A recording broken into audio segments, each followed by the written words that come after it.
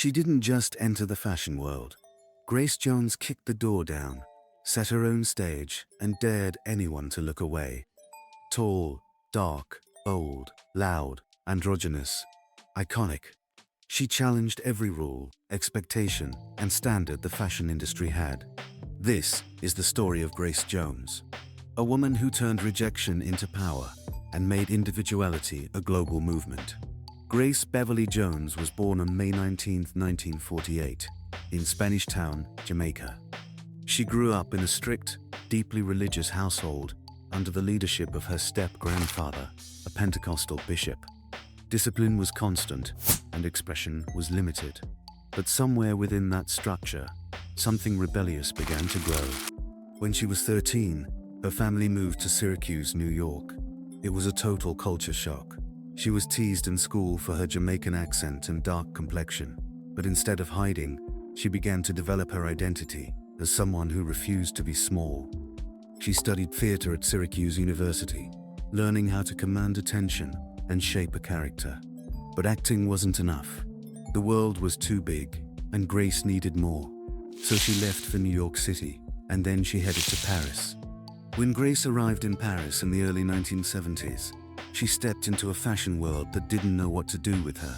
She was different, too dark, too tall, too angular, too bold.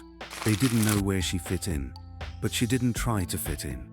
Instead, she made the industry adjust around her. She began modeling for Yves Saint Laurent, Kenzo, and Claude Montana. She wasn't just accepted, she was celebrated.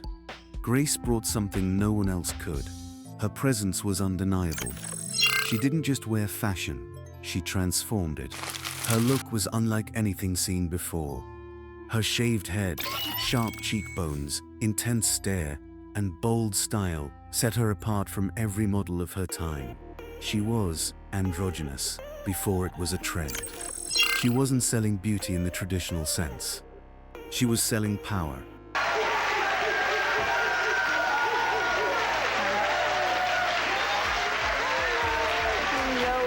She collaborated with visual artist Jean-Paul Goude to create images that were more than fashion. They were visual statements, conceptual, surreal, provocative. Grace became a living sculpture, a canvas that challenged everything people thought they knew about gender, identity, and style. And then, just as the fashion world caught up to her, she moved again, this time into music. In 1977, she released her debut album, Portfolio. It fused disco and reggae, pulling from her Jamaican roots and the sound of New York nightlife. But her most iconic work came in the 1980s. Albums like Night Clubbing, Living My Life, and Slave to the Rhythm didn't just put her on the charts. They solidified her as a true music artist. Her voice was low, strong, and hypnotic. I enjoyed fame as a model, but music was my inspiration. Her lyrics were fearless, and her performances were unforgettable.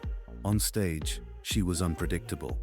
She wore metal, leather, feathers, and sometimes nothing at all. She didn't just sing songs, she created entire experiences. It was performance art with a pulse. Designers loved her for it. She became a muse for Issey Miyake, Thierry Mugler, Azzedine Alaïa, and more. They didn't try to tone her down. They gave her room to be even louder. And Grace, why do you have to be so extreme? Fashion wasn't about trends to Grace. It was about expression. Her suits with sharp shoulders, her futuristic body armor, her masks and headpieces. These weren't costumes, they were declarations. Every time she stepped out, she said something without saying a word. And the message was always the same. I will not be defined by your rules. Grace Jones was also no stranger to controversy. She slapped a talk show host on live TV. Now, hold on, just a minute, just She walked off photo shoots when disrespected. She never backed down, even when it meant losing work or taking heat in the press. Some called her difficult, others called her dangerous. But to those watching closely, she was powerful. She was one of the first public figures who made it clear that being bold was not the same as being angry. Suppose you set your heart on somebody. What would you do to get him? Grab him and take him. But being confident didn't mean being arrogant, and that being different could be a form of leadership. She didn't conform to Hollywood. She didn't soften her image to sell more records. She didn't smile to make others comfortable. She told the world exactly who she was, and she never apologized for it. Today, her impact is everywhere. You see her legacy in Rihanna's fashion fearlessness, in Janelle Monáe's gender-blurring aesthetics, in Lady Gaga's experimental stage presence, in every artist, model, or performer who chooses authenticity over approval. She made it okay to be bold. She made it powerful to be strange. She made it beautiful to be in control. Grace Jones is still active. She appears at fashion events, performs at festivals, and continues to push the envelope. She is in her 70s and still commands every room she walks into. She is fearless. She is unapologetic. She is revolutionary. She is iconic. Grace Jones didn't just break the mold. She made the world admit that the mold was never real in the first place.